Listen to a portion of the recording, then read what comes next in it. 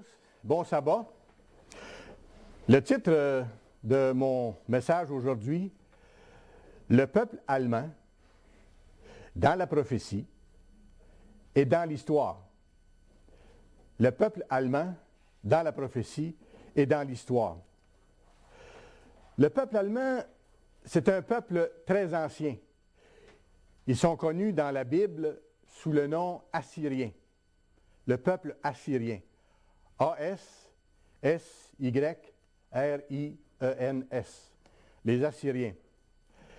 C'est un peuple très ancien dont les origines remontent à Sem, le premier fils de Noé.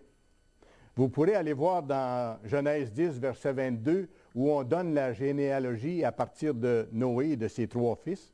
Noé a eu trois fils, Sem, Cam et Japheth. Et Genèse 10, 22 dit, les fils de Sem furent d'abord Élam, et son deuxième fils, Assur, A-S-S-U-R. Et Assur, il est l'ancêtre des Assyriens. La racine du nom se retrouve là. D'ailleurs, l'historien Flavius Joseph, dans son livre sur les Juifs, écrit au 1er siècle après Jésus-Christ, écrit ceci. Assur, qui était le second fils de Sem, bâtit la ville de Ninive et donna le nom d'Assyriens à ses sujets, qui ont été, et ça c'est important, qui ont été extraordinairement riches et puissants. Fin de la citation. Et je vous rappelle que c'est encore le cas des Allemands aujourd'hui, comme ça a été le cas des Allemands à plusieurs époques dans l'histoire. On le verra un peu au cours du sermon. Comme leurs ancêtres assyriens, les Allemands, au temps d'aujourd'hui, ce sont des gens ingénieux, méthodiques, ordonnés, talentueux, disciplinés. Il y a un volume qui s'appelle The New Germans, écrit par M. Radice, ou Radice, R-A-D-I-C-E. Et le monsieur parle de l'Allemagne en ces termes. L'Allemagne est un des grands centres culturels de l'Europe et ses réalisations architecturales, littéraires et philosophiques font partie des points de repère de la civilisation. Fin de la citation. Alors, c'est-à-dire que le peuple allemand, avec ses qualités, a vraiment influencé la pensée moderne, les arts modernes, la culture, a vraiment eu une place prédominante de ce côté-là. D'ailleurs, ce n'est pas surprenant. Écoutez, vous regardez les grands noms allemands au cours de l'histoire. Bach, Beethoven, Mozart, Strauss, dans le domaine musical. Vous avez Gutenberg, celui qui a inventé l'imprimerie, allemand. Vous avez Martin Luther, qui a été à l'origine de la réforme protestante, allemand encore. Et vous avez plein d'autres noms comme ça. Vous regardez les produits faits par les Allemands. Des produits de qualité, des produits fiables. Est-ce que ce n'est pas le cas? Vous regardez Mercedes, vous regardez Volkswagen. D'ailleurs, en passant, Volkswagen a été créé sur une commande d'Adolf Hitler, qui voulait avoir une petite voiture performante, résistante et qui soit à bas prix. Et ça a été atteint, c'est encore existant sur le marché aujourd'hui. Il y a une caractéristique majeure du peuple allemand dont je veux vous parler maintenant. C'est sa versatilité, ou bien, en d'autres termes, sa double personnalité. Le peuple allemand a une double personnalité. Son histoire le prouve. Les Allemands sont capables de très grandes réalisations dans le monde de la culture, dans le monde artistique, dans le monde industriel, mais en même temps, et l'histoire le prouve, ils sont parfois capables des plus horribles cruautés et des plus terribles barbaries. Violence extrême, terreur, massacre, génocide, travaux forcés, comme on l'a vu avec la Deuxième Guerre mondiale, avec les Juifs, les Polonais, les Tchèques qui ont été emmenés dans les camps de concentration, qui ont été tués et ainsi de suite. Alors ça, c'est l'autre partie de leur personnalité. Anciennement, dans l'histoire, souvent, lorsqu'ils étaient en guerre, ils faisaient, pour faire peur à leurs ennemis, ils tuaient un grand nombre de personnes et ils faisaient des amoncellements de cadavres. Ou ils allaient porter des amoncellements de têtes de cadavres. ou encore il mutilait un grand nombre de personnes et il les laissait vivants, il allait les placer devant les villes qu'il allait assiéger pour leur montrer ce qui attendait, ce qui était réservé aux autres s'ils ne se rendaient pas à leur domination. Ça, c'est à maintes fois dans l'histoire, ces choses-là sont arrivées. Et je vous épargne d'autres détails là-dessus. Il y a un historien qui s'appelle David Schoenbaum, S-C-H-O-E-N-B-A-U-M. Il a écrit un livre qui s'appelle The German Question. Et je cite. Il dit « La nation a une tendance marquée à passer par des changements périodiques et spectaculaires de caractère national. D'autant de culture et de gentillesse, on peut passer à la plus grande barbarie en très peu de temps. À certaines époques, les voyageurs décrivent un pays de poètes et de philosophes, avec des paysages de cartes postales, qui devient soudainement, à d'autres époques, un pays où habite une nation de guerriers et de conquérants efficaces et brutaux. » Fin de la citation. C'est pour ça que je vous parle de la versatilité du changement rapide. Et vous allez voir comment ça s'inscrit, changement rapide de comportement. Et vous allez voir comment ça s'inscrit dans la prophétie. Dieu sait ça, Dieu utilise ça, il va l'utiliser, et tout ça est inscrit dans sa Bible. Il y a un écrivain d'ailleurs du nom de Barzini, je vous donne son expérience. Lui a visité la ville de Berlin. Au début des années 30, avant le début de la Deuxième Guerre mondiale, il est allé visiter Berlin.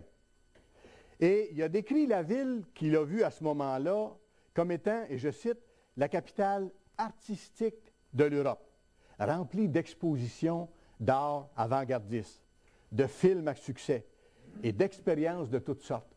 Donc, une belle ville, très positive, avec beaucoup d'attrait, avec une vie abondante, simple et heureuse, disons, entre guillemets.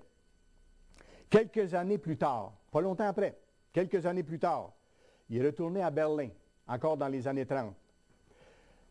Et il a vu une ville tout à fait différente. Et je le cite encore, il a vu une ville avec des hommes rigides. Ça, c'est tout de suite après la prise du pouvoir par les nazis d'Adolf Hitler. Il a vu une ville différente, avec des hommes rigides, en uniforme impeccable, un pays étrangement malléable aux nouvelles directives données par les nazis. Les gens sont disciplinés, font ce que l'autorité leur dit. Le plus effrayant de tout, dit M. Barzini, c'était les jeunes. Les visages comme ceux des soldats. Leurs yeux brillaient d'une foi fanatique, alors qu'ils défilaient en chantant des airs martiaux, comme par exemple « Aujourd'hui, nous possédons l'Allemagne, demain, nous posséderons le monde. » Ça, c'est ce qui se passait avant la Deuxième Guerre mondiale, après que le parti nazi a eu pris le pouvoir. La Deuxième Guerre mondiale n'était pas commencée. Vous pourrez aller voir l'article important que Dr. Douglas Winnail a écrit et qui a pour titre « Le quatrième Reich ». Il a été traduit en français et vous allez le retrouver sur le site francophone de l'Église. Je m'en suis inspiré pour le sermon aujourd'hui dans certaines parties. Alors, faites votre recherche, allez plus loin là-dedans et vous allez voir la puissance de Dieu dans ses prophéties. Vous allez voir pourquoi les choses se sont passées comme elles se sont passées dans l'histoire et pourquoi elles arrivent comme elles arrivent maintenant et ce qui va se passer dans l'avenir. Et dans son article « Un quatrième Reich », à la page 3, M. Winnail dit ceci, en parlant du peuple allemand. Cette tendance à aller vers une transformation militariste est l'aspect le plus inquiétant du peuple allemand. Ils peuvent passer d'une société paisible à une société de guerre comme ça. Les soldats allemands sont sortis de leur pays et ont parcouru l'Europe comme une machine de guerre cruelle et implacable. À de maintes reprises dans l'histoire, ce n'est pas arrivé seulement qu'une fois. Leur personnalité est restée la même tout au long de l'histoire. La Deuxième Guerre mondiale, la plus allemande de toutes les guerres, a coûté la vie à 50 millions de personnes. 50 millions de personnes. Elle commença en 1939, quand Hitler a brisé ouvertement les conventions signées avec les nations étrangères.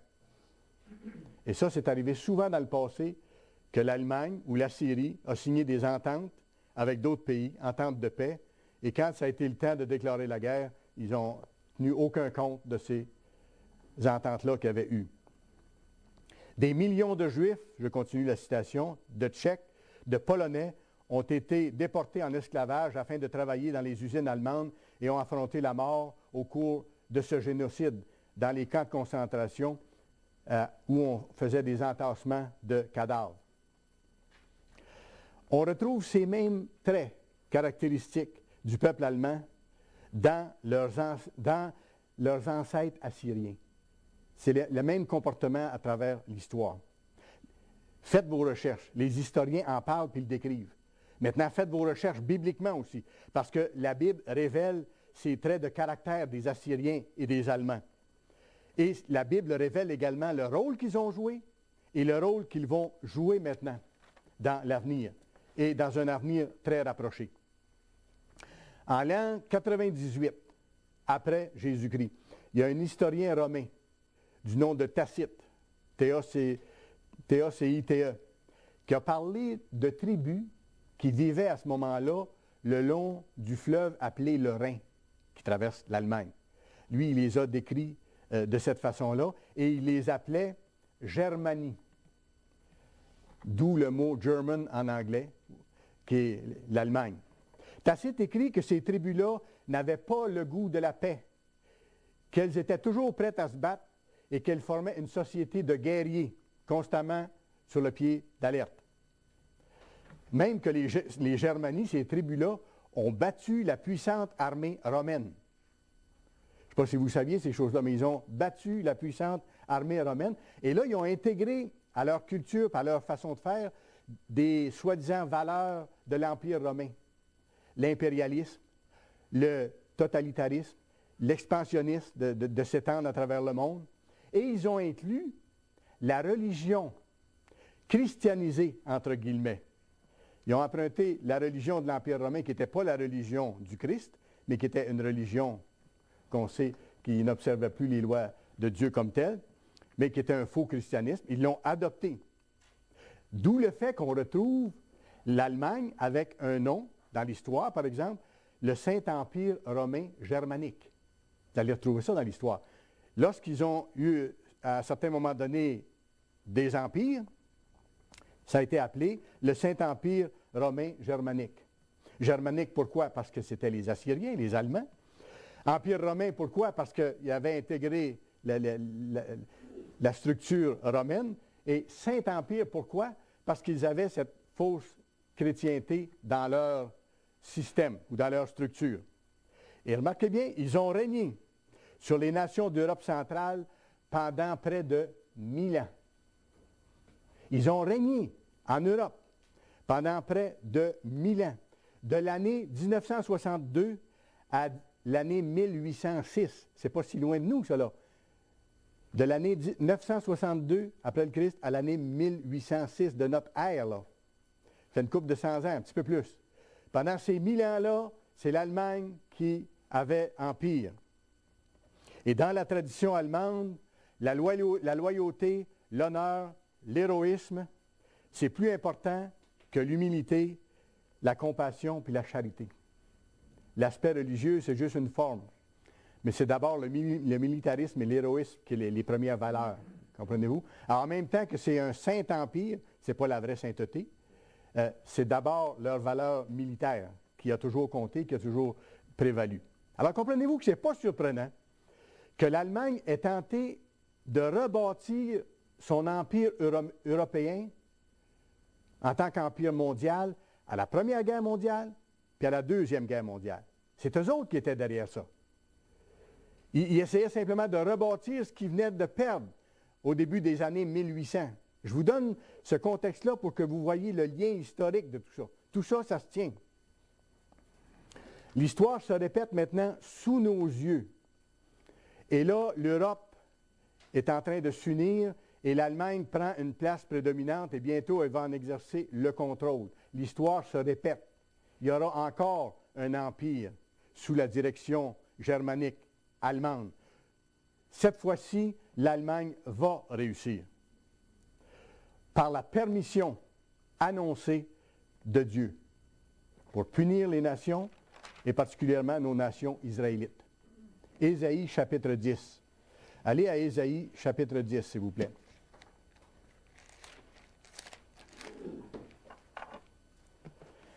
Ésaïe chapitre 10, et on va lire le verset 5.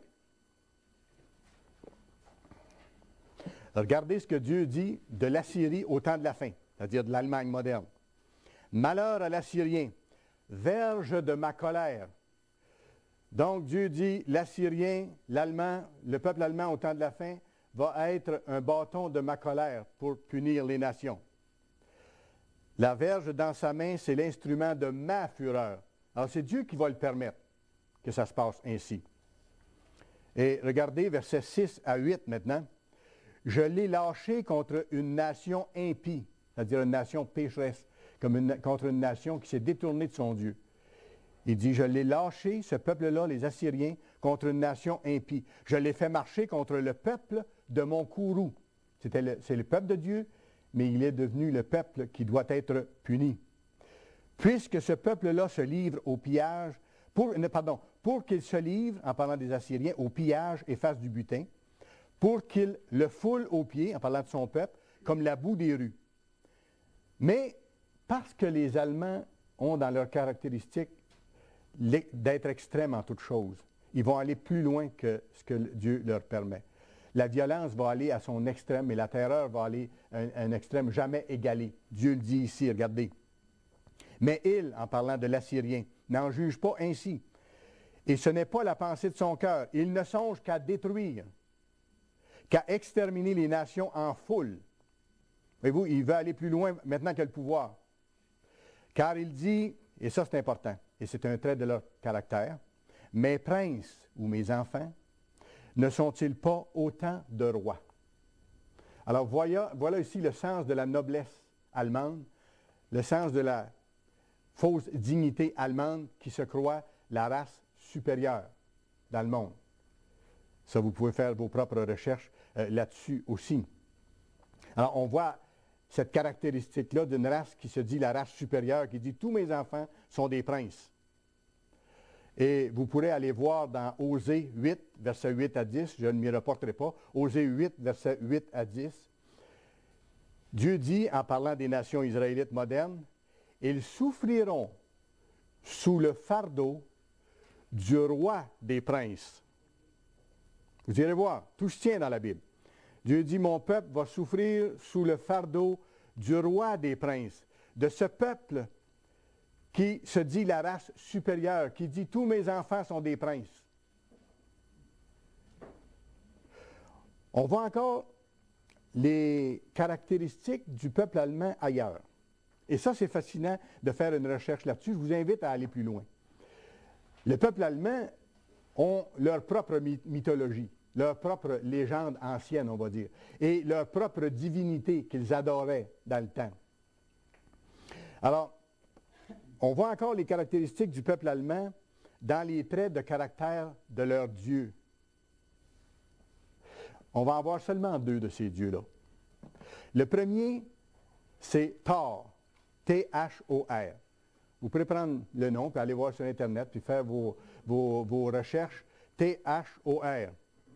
Et vous allez voir que ce Dieu-là est décrit comme le Dieu paisible des saisons et des pâturages. OK?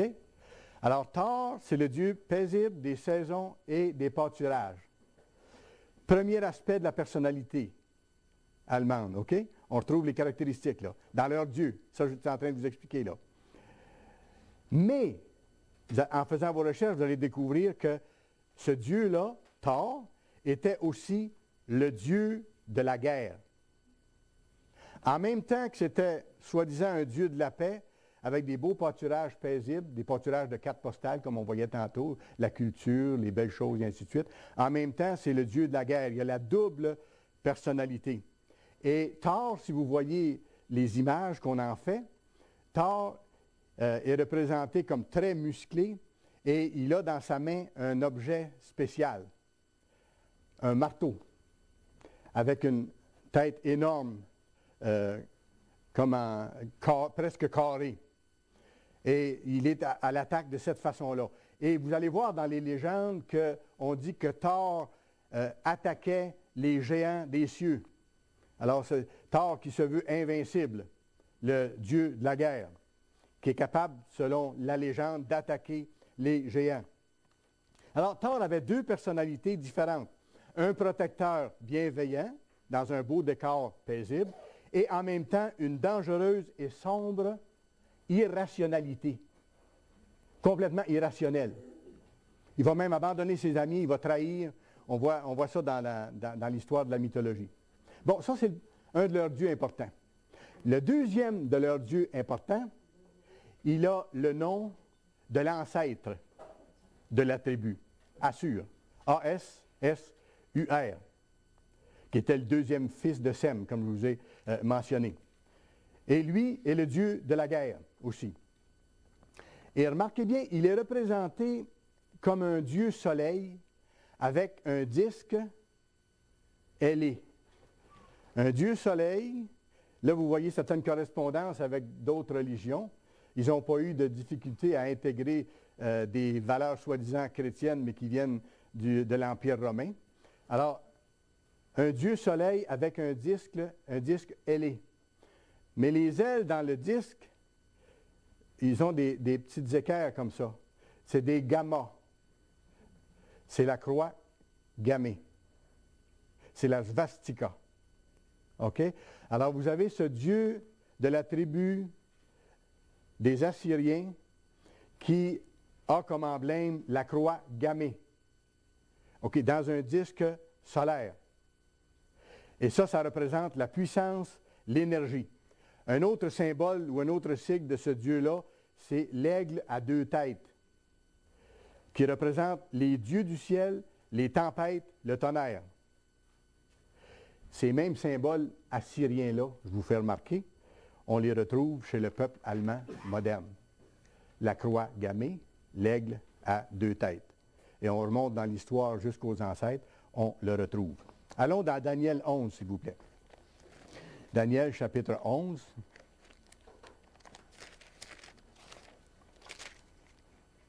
Je vais vous donner le cas d'un roi allemand qui a régné dans les années 1700. Et le cas de ce roi-là, c'est un bon exemple qui démontre le caractère de la nation allemande et de ses dirigeants. Et ça démontre également comment ils ont tendance à agir, comment ils s'y prennent, comment ils procèdent. Et là, ici, je vais paraphraser les écrits d'un monsieur qui s'appelle L-A-F-F-I-N, Laffin, dans son livre qui a pour titre Jack Foot, et qui est d'ailleurs cité dans l'article de M. Winnaid. Alors, M. Laffin dit ceci, je cite, et je décris le cas de ce roi allemand ou assyrien dans les années 1700 qui a régné en Europe.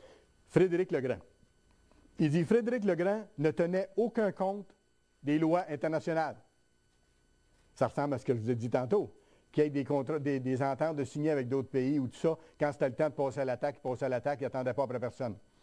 Alors, cet auteur-là nous dit, Frédéric le Grand ne tenait aucun compte des lois internationales. Il envahissait sans déclarer la guerre, exactement comme Hitler a fait à la Deuxième Guerre mondiale. Du jour au lendemain, les chars d'assaut sont entrés dans les pays voisins.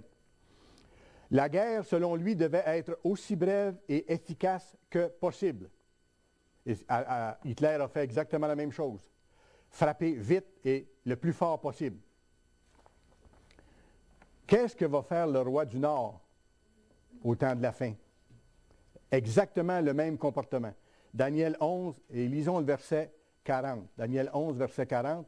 Au temps de la fin, le roi du Midi, c'est-à-dire l'alliance formée par les pays arabes, va se heurter contre le roi du Nord, qui est Babylone, le système babylonien, ou l'Europe unie sous l'Allemagne. Et le roi du Septentrion, c'est-à-dire le roi du Nord, qu'est-ce qu'il va faire? Est-ce qu'il va rester tranquille? Non. Il dit, il va fondre sur lui comme une tempête. Comme une tempête. Avec des chars, des cavaliers et de nombreux navires. Il s'avancera dans les terres, se répandra comme un torrent et débordera. On voit la guerre rapide qui va se passer à ce moment-là. Gardez votre place dans Daniel 11. Je continue la citation, la description de Frédéric le Grand, qui a régné dans les années 1700. Il utilisait la surprise et l'audace, de même que la ruse, pour attaquer des ennemis plus forts que lui, comme le dieu Thor. Et quand vous allez voir des représentations, des tableaux de ça, vous voyez le dieu Thor qui est costaud, avec le marteau, et il attaque les géants du ciel, qui sont beaucoup plus grands que lui, mais ça ne le dérange pas. Alors, c'est dans la mentalité. On n'a pas peur d'un ennemi plus grand que nous. Et Frédéric le Grand en est un exemple très... qui nous donne vraiment un bon exemple de ça. Il utilisait la surprise, l'audace, la ruse pour attaquer des ennemis plus forts que lui. Daniel 11, à partir du verset 21. Et le dirigeant de l'Empire romain uni va faire la même chose. Regardez, lisons à partir du verset 21. Un homme méprisé prendra sa place, sans être revêtu de la dignité royale. Il paraîtra au milieu de la paix. Voyez-vous, au début, tout ça va se former alors que ce sera encore la paix dans le monde, de façon générale. Il paraîtra au milieu de la paix, il s'emparera du royaume comment? Par l'intrigue, comme Frédéric le Grand, comme d'autres ont fait dans l'histoire. Les troupes qui se répandront comme un torrent seront submergées devant lui et brisées de même qu'un chef de l'Alliance. Après qu'on se sera joint à lui, il usera quoi? De tromperie. Il se mettra en marche et il aura le dessus avec peu de monde. Moins fort, mais il va avoir le dessus avec peu de monde. Même chose, l'histoire se répète. Il entrera au sein de la paix dans les lieux les plus fertiles de la province. Il fera ce que n'avaient pas fait ses pères, ni les pères de ses pères. Il distribuera le butin, les dépouilles, les richesses, et ainsi de suite. Il formera des projets contre les forteresses, et cela pendant un certain temps. À la tête d'une grande armée, il emploiera sa force et son ardeur contre le roi du Midi. On vient de le voir. Et le roi du Midi s'engagera dans la guerre avec une armée nombreuse et très puissante, mais il ne résistera pas, car on méditera contre lui de mauvais desseins. Alors l'Europe va l'emporter, elle va fondre sur les pays arabes comme une tempête, comme on a vu tout à l'heure. Je continue la citation ici que j'ai commencée. Frédéric le Grand a commencé son règne, savez-vous de quelle façon? Comme il dit ici, en tant qu'humaniste. Un homme bon, un homme qui voulait le bien de ses sujets, un homme positif. Puis, il devint un marteau sans pitié dans le monde. Ce n'est pas pour rien que l'auteur de ce livre-là dit que Frédéric le Grand a commencé comme un humaniste, ça semblait très bon au point de départ, mais qui a fini comme un marteau frappant les nations, parce que le dieu Thor, un des dieux majeurs des Assyriens et des Allemands, c'est celui qui a le marteau pour briser les peuples. OK? Rappelez-vous de cet élément-là. Et en faisant ça, Frédéric le Grand a agi exactement comme ses prédécesseurs germaniques, et comme ça va se passer bientôt. La Bible nous montre que l'Assyrie moderne, c'est-à-dire l'Allemagne, va jouer encore un rôle majeur dans les événements qui vont bientôt frapper le monde. Au temps de la fin, Dieu va utiliser encore l'Assyrie comme un marteau pour punir les nations. Jérémie 5. Jérémie, chapitre 5, s'il vous plaît. Jérémie, chapitre 5. Et on va lire le verset 15. Jérémie 5, verset 15.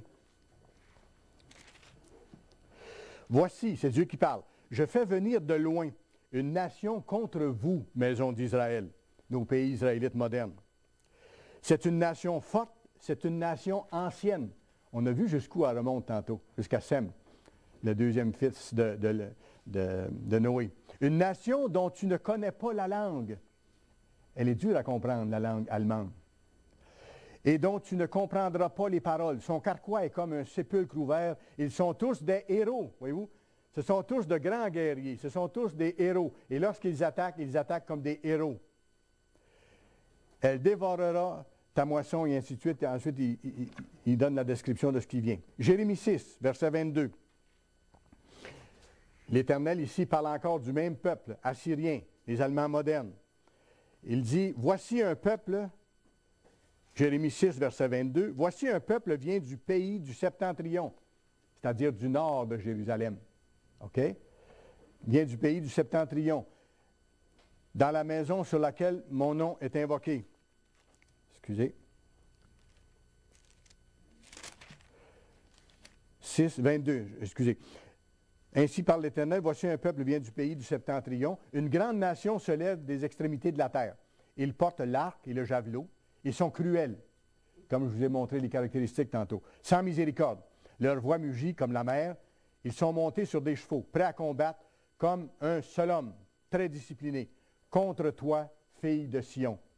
Donc, les descendants modernes des nations israélites. Jérémie 51. C'est fascinant quand on met tous ces passages-là à la suite, les uns des autres. C'est comme ça qu'il faut faire, parce que la Bible nous dit que c'est un peu ici, un peu là, qu'on peut rassembler les morceaux du casse-tête ou du puzzle, si vous voulez, pour avoir l'image de la prophétie biblique et de ce qui vient. Jérémie 51, et voyons le verset 20. Regardez le langage que Dieu utilise ici. Il parle de l'Assyrie, vous pourrez lire le contexte. Il parle de l'Allemagne moderne.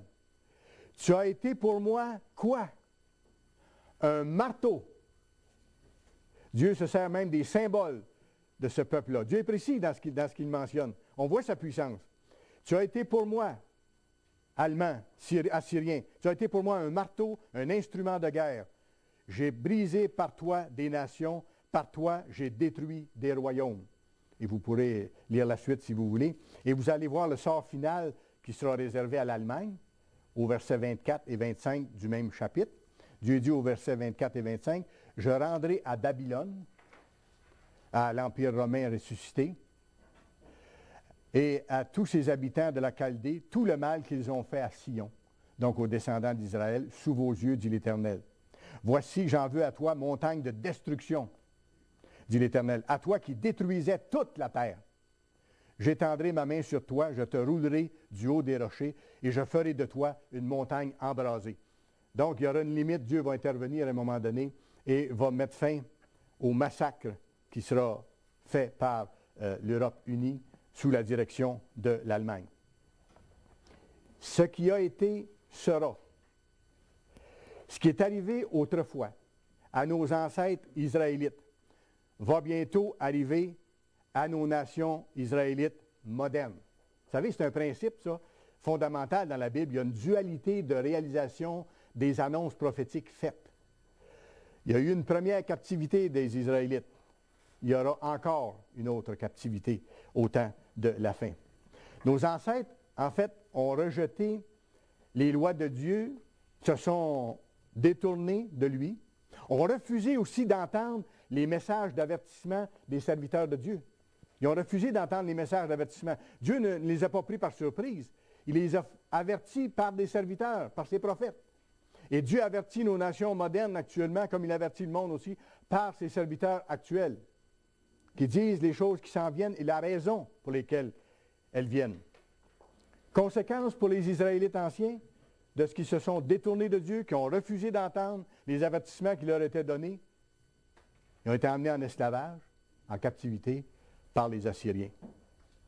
Notez 2 Rois, chapitre 17. Vous pourrez le lire. 2 Rois, chapitre 17. Et vous pourrez lire aussi 2 Rois, chapitre 18, de 9 à 12 en particulier. Et moi, je vous cite une petite partie de ce passage-là. Le roi d'Assyrie amena Israël captif en Assyrie. Pourquoi? Parce qu'ils n'avaient pas écouté la voix de l'Éternel, leur Dieu, parce qu'ils avaient transgressé son alliance, parce qu'ils n'avaient ni écouté ni mis en pratique tout ce qu'avait ordonné Moïse, serviteur de l'Éternel. Tel qu'annoncé par Dieu, nos nations modernes sont sur le point de subir exactement le même sort. M. Armstrong l'a prédit à maintes et maintes reprises. M. Meredith, M. Ames, M. Appartient, M. Winnail, qui sont allés à la même école de M. Armstrong et qui ont été sous la directive de M. Armstrong, continuent d'annoncer exactement le même message avec encore plus de force parce qu'on est rendu tout proche de l'accomplissement de ces événements majeurs qui vont frapper la planète. En ce moment, le monde se retrouve dans des circonstances, remarquez bien, similaires à celles qui ont précédé la Deuxième Guerre mondiale. Avant la Deuxième Guerre mondiale, il y avait à ce moment-là également, comme aujourd'hui, une dépression économique mondiale. Même circonstance. Et ça a ouvert la porte à l'arrivée au pouvoir d'Hitler, qui lui a été porté par une longue tradition germanique de domination et qui a été porté par une sombre irrationalité de cruauté et de destruction. L'autre personnalité a pris le dessus à ce moment-là. Vous savez, le 20e siècle, ça vient de s'achever. Et vous savez une chose? L'Allemagne se retrouve à nouveau comme étant la nation la plus puissante d'Europe, alors qu'on commence le 21e siècle. Elle se retrouve dans la même position qu'elle occupait au début des années 1900, avant les deux premières grandes guerres mondiales. Et actuellement, les Allemands ont le net sentiment que le 21e siècle, et ils le disent ouvertement, sera le leur, le siècle des Allemands. Ce puissant marteau destructeur est à nouveau, je dirais, dans la main de Dieu pour frapper les nations une dernière fois, avec ce que j'appellerais une force inégalée, provoquant ainsi ce que la Bible appelle une détresse sans précédent.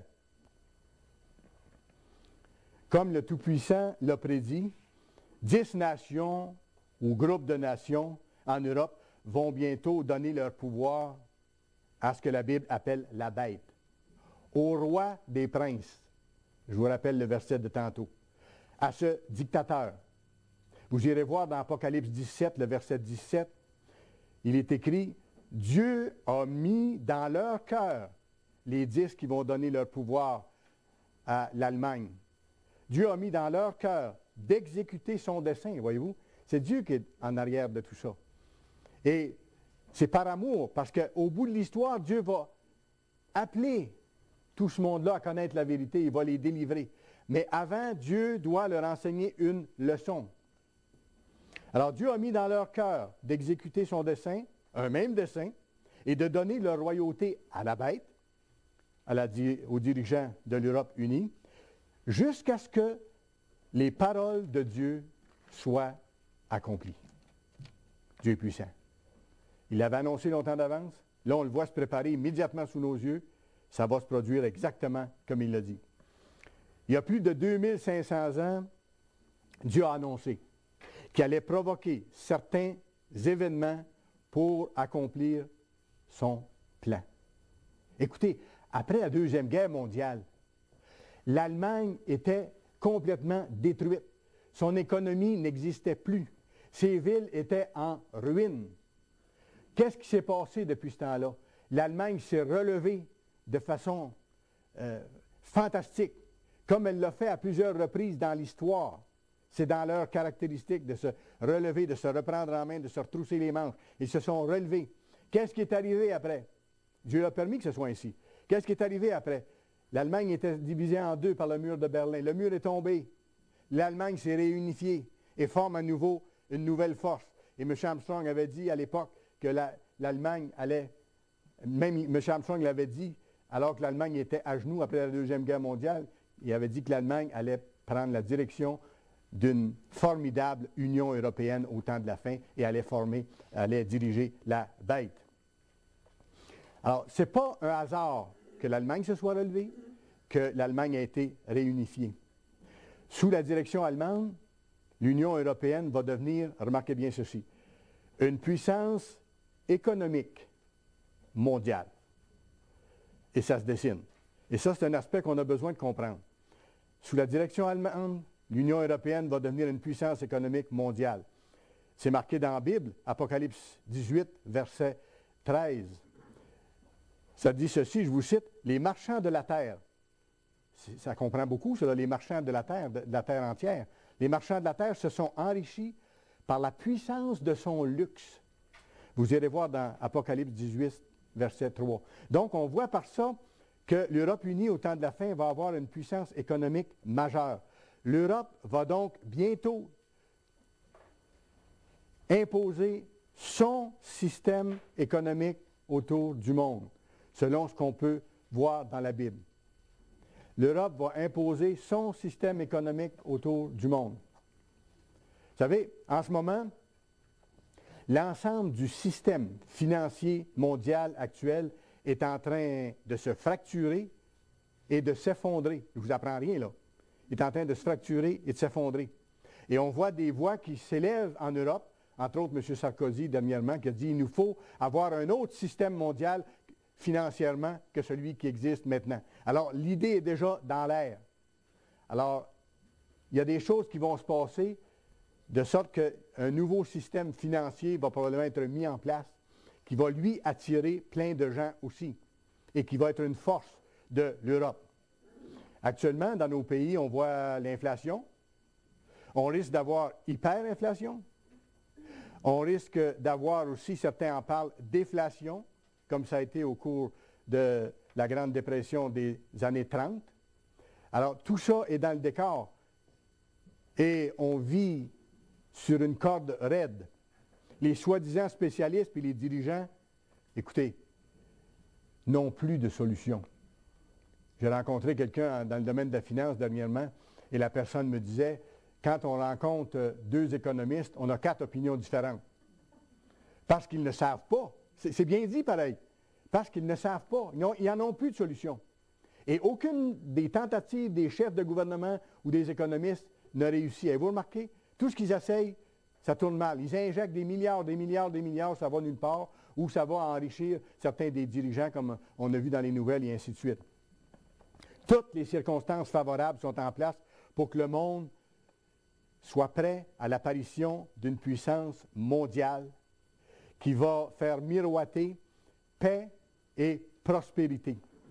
C'est sûr que ça va être de courte durée, c'est marqué dans la prophétie. Ça va durer 3 ans et demi.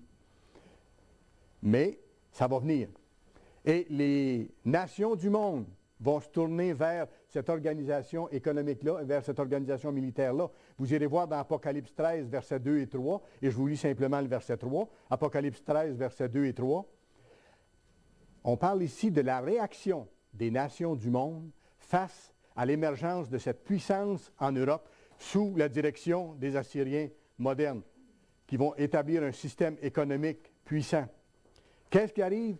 Rempli d'admiration, la terre entière suivit la bête. Vous avez bien lu, là? Rempli d'admiration, la terre entière suivit la bête. Devant tous les troubles économiques et financiers actuels, il y a des nations qui vont voir dans la formation de l'Europe, puis dans l'affirmation économique de l'Europe, le seul moyen pour se sauver économiquement, de s'associer à cette puissance-là. Et c'est pour ça que c'est écrit ici, rempli d'admiration, la terre entière suivit la bête. Vont vouloir être associés à ce pouvoir-là. Vous irez voir le psaume 83, on parle d'un certain nombre de nations se joignant à l'Europe unie. Et je reviens encore sur les caractéristiques du peuple assyrien ou du peuple allemand. À son entrée en scène, je vous ai dit tantôt que Frédéric le Grand était un humaniste, un homme charmant, un homme affable, rempli de belles idées, très positif, mais que du jour au lendemain, ça a changé et a envahi avec ses armées, avec une cruauté presque sans précédent. À son entrée en scène, la bête va paraître paisible. La bête va paraître paisible et peut-être même humaniste. Mais elle va rapidement se transformer en une bête dévorante et guerrière. Sa deuxième personnalité va ressortir, va apparaître.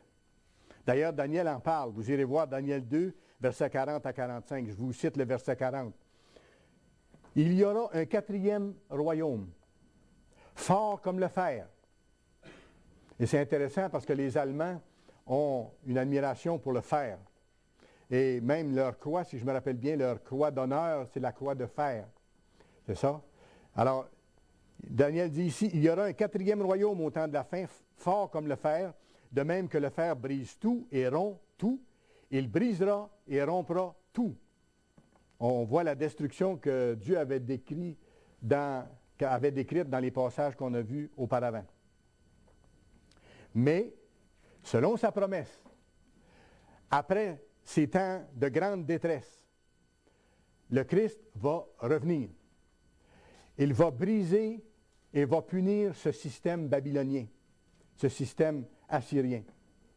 Et il va établir son royaume sur la terre, avec une vraie paix, une vraie prospérité, un changement de mentalité. Vous irez voir dans Apocalypse 17, versets 12 à 14, Apocalypse 17, versets 12 à 14, parce qu'on voit à ce moment-là que lorsque le Christ va revenir, ces nations-là vont le rejeter, ils vont même le combattre. C'est marqué, ils, en parlant de la bête et des 10 qui lui auront donné leur pouvoir, ils combattront contre l'agneau au retour du Christ. Leur armée sera rassemblée près de Jérusalem. Et ils vont combattre cet être qui s'en vient, cet être lumineux et puissant. Ils combattront contre l'agneau et l'agneau les vaincra, parce qu'il est le Seigneur des seigneurs et le Roi des rois.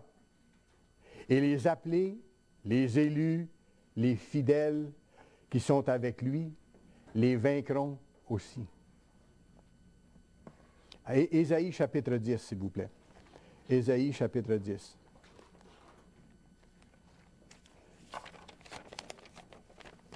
Ésaïe chapitre 10. Le Christ va remporter cette grande bataille, le Christ avec ses élus. Ce sera la fin de la guerre. Et l'Allemagne ne restera pas impunie de ce qu'elle a fait non plus. On voit ici la punition de l'Allemagne, Ésaïe 10, on va commencer à lire au verset 12. « Mais quand le Seigneur aura accompli toute son œuvre, tout son plan, sur la montagne de Sion et à Jérusalem, c'est autour de là qu'aura lieu la grande bataille que je viens de vous mentionner, où ces armées-là combattront l'agneau. Je punirai qui?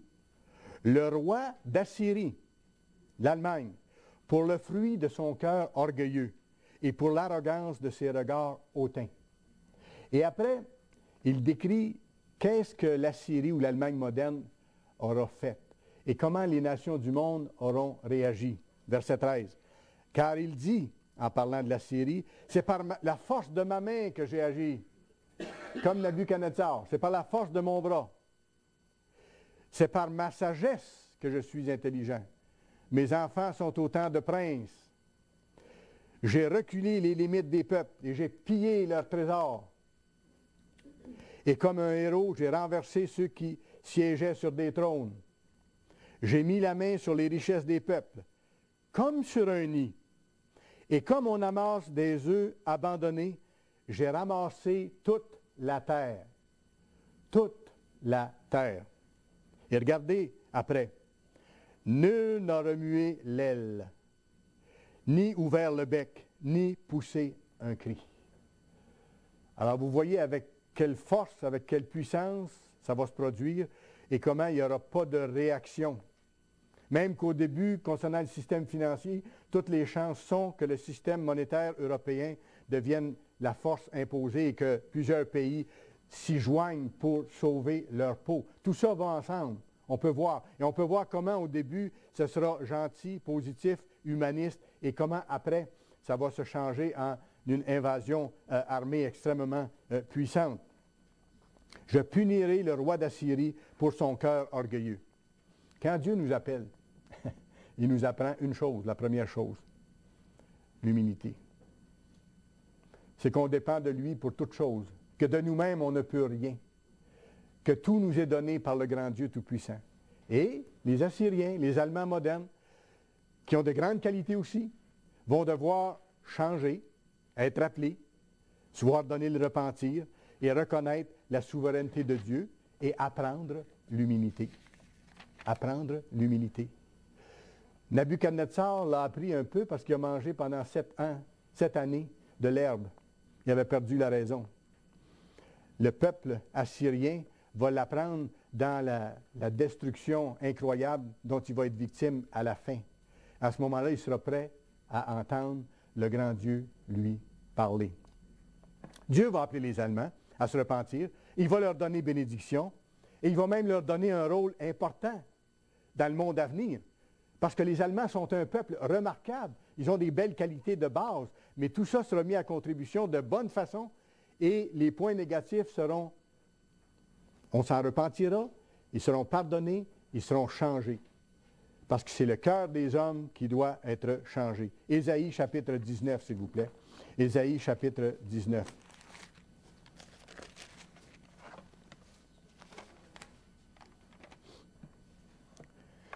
Commençons à lire au verset 23. Et regardez ce que Dieu dit pour des temps futurs, après le retour de Christ. Quand Dieu va manifester son appel envers tous ceux qui seront encore vivants après le retour de Christ, y compris les nations européennes, y compris la nation allemande, y compris le peuple allemand. En ce même temps, il y aura une route d'Égypte en Assyrie. Il y aura une route qui va aller de l'Égypte vers le nord, qui va aller jusque du côté de l'Allemagne moderne. Et ça, c'est sur le chemin d'Israël. Ça va passer par la nation d'Israël, si vous regardez une carte géographique. En ce même temps, il y aura une route d'Égypte en Assyrie. Les Assyriens iront en Égypte et les Égyptiens iront en Assyrie. Bon, ce sera un temps de paix, vous allez voir. Et les Égyptiens, avec les Assyriens, quoi? Serviront l'Éternel. Ils vont avoir été appelés. Ils vont avoir compris la grandeur de Dieu et leur nullité ou leur orgueil ou ce qu'ils ont à changer. Ils vont avoir compris. Dieu va leur avoir donné le don de la repentance. Il va avoir travaillé avec eux. Nous allons travailler avec eux. On a des frères allemands aussi qui vont travailler avec leurs frères allemands pour leur montrer les grandes bénédictions de Dieu, puis leur montrer la souveraineté de Dieu. Les Égyptiens avec les Assyriens serviront l'Éternel. Et regardez, en ce même temps, Israël sera, lui, troisième, uni à l'Égypte et la Syrie. Monsieur, actuellement, Israël n'est pas en union amicale avec l'Égypte, puis il n'est pas en union amicale avec la Syrie ou avec l'Allemagne, même si diplomatiquement, parfois, il y a des choses qui peuvent sembler bien aller. Et on sait qu'à la Deuxième Guerre mondiale, il y a eu la tuerie des 6 millions de Juifs. Ils n'étaient pas amis, mais les Allemands cherchaient à éliminer les Juifs à ce moment-là. Mais dans cette époque future merveilleuse qui s'en vient, où les Allemands seront appelés à jouer un grand rôle, Dieu dit qu'Israël sera uni à l'Égypte et à la Syrie, des amis, et ces pays seront l'objet de quoi? D'une bénédiction de Dieu. Verset 25, « L'Éternel des armées les bénira en disant, « Béni soit l'Égypte, mon peuple. » C'est fort. Pourtant, l'Égypte avait déjà amené Israël en captivité il y a longtemps. Mais eux aussi seront appelés, ils vont avoir changé et tout ça. Et Dieu dit, voici, vous les Égyptiens maintenant, je vous ai appelés, vous avez changé, je vous appelle mon peuple. Je vous bénis. Je vais vous donner plein de choses. Béni soit l'Égypte, mon peuple. Béni soit qui? L'Allemagne, la Syrie. Œuvre de mes mains. Vous m'avez servi, vous les Allemands, à la toute fin de l'histoire humaine, pour châtier la nation d'Israël qui ne pouvait pas comprendre autrement. Vous ne pouviez pas comprendre, vous n'avez pas compris. Mais maintenant, je vous le donne. Et je vous donne cette bénédiction. Et maintenant, vous devenez l'œuvre de mes mains. Parce que je vais vous transformer et je vais vous appeler à faire partie de la famille divine. Comme les Égyptiens, vous les Assyriens, comme les autres nations, vous allez être appelés à entrer dans la famille de Dieu. Et après, il dit une bénédiction spéciale. Et Israël, mon héritage. Israël, mon héritage. Il y a comme une grande affection, juste dans la façon de dire les choses, pour les trois nations. Alors, écoutez, qu'est-ce que ça nous dit, tout ce qu'on vient de voir maintenant, sur l'histoire des Assyriens, des Allemands, et non seulement sur leur histoire, écrite dans les livres d'histoire, mais sur les prophéties bibliques qui les concernent et qu'on voit se réaliser? Qu'est-ce que ça nous dit? Ça nous dit qu'il y a un Dieu tout-puissant qui accomplit exactement les choses qu'il a annoncées d'avance. Sa parole le prouve, les événements mondiaux le prouvent, dans le passé, ce qui se passe actuellement et ce qui s'en vient. Qu'est-ce que ça nous dit encore? Ça nous dit encore que le Dieu qui nous a appelés est le Dieu qui est El Shaddai, le Tout-Puissant. Et lorsqu'il appelle quelqu'un, quelles que soient les circonstances dans lesquelles cette personne se trouve, quelles que soient ses luttes, ses combats, ses difficultés, si la personne est fidèle et tient le coup et persévère et supplie Dieu, Dieu va lui donner la force nécessaire pour arriver à terme et il va la conduire jusqu'au royaume. Mais il faut faire notre part, il faut tenir bon, demander à Dieu. Ses promesses sont infaillibles. Et quand on voit les choses se développer sur la scène mondiale, selon ce qui avait été annoncé dans la Bible, ça nous dit que le temps est court, que bientôt les choses vont encore s'accélérer et que ça va nous mener, heureusement, au retour de Christ. Mais ça nous dit autre chose aussi, ça nous dit que c'est le temps, plus que jamais, de mettre notre maison en ordre spirituellement, d'avoir les bonnes priorités, de marcher avec Dieu, de lui demander de nous montrer nos fautes, puis de nous donner la force de les changer, de nous préparer de tout cœur à la Pâque qui s'en vient, au pain sans levain qui s'en viennent, comme jamais auparavant. Et ceux que Dieu a appelés, qui ne sont pas baptisés encore, de faire la même préparation, parce que ça constitue une préparation vers le baptême aussi en même temps. Et ça, c'est encourageant. Qu'est-ce que ça nous dit encore? Ça nous dit d'être reconnaissant à Dieu de l'appel extraordinaire. Parce que si nous pouvons comprendre ces choses-là, c'est parce que ça nous est donné. C'est parce que Dieu est miséricordieux envers nous. Et si on peut comprendre ce qui est écrit dans ce livre-là, en même temps, ça devient aussi des avertissements pour nous dire, tenez-vous prêts, veillez et priez. Comptez sur les merveilleuses promesses que Dieu fait.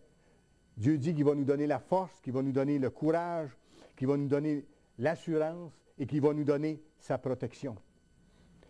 Il nous dit dans Matthieu 6, verset 33, « Cherchez d'abord », ça c'est nos priorités, « cherchez d'abord le royaume de Dieu et sa justice », c'est-à-dire de vivre selon la justice de Dieu. Et tout le reste, Dieu dit, je m'en charge. Ne soyez pas inquiets. Le Christ a dit, ne crains point, petit troupeau, car mon Père a trouvé bon de vous donner le royaume. Celui qui l'a promis a la puissance nécessaire pour nous donner la vision, la force, le courage nécessaire pour traverser le temps des tempêtes et s'en aller dans la terre promise et s'en aller jusque dans la nouvelle naissance, à faire partie de la famille de Dieu, en étant transformé lorsque le Christ va descendre pour établir son gouvernement sur la terre. C'est des promesses formidables sur lesquelles on peut compter absolument. Dieu est tout-puissant et Dieu accomplit son plan.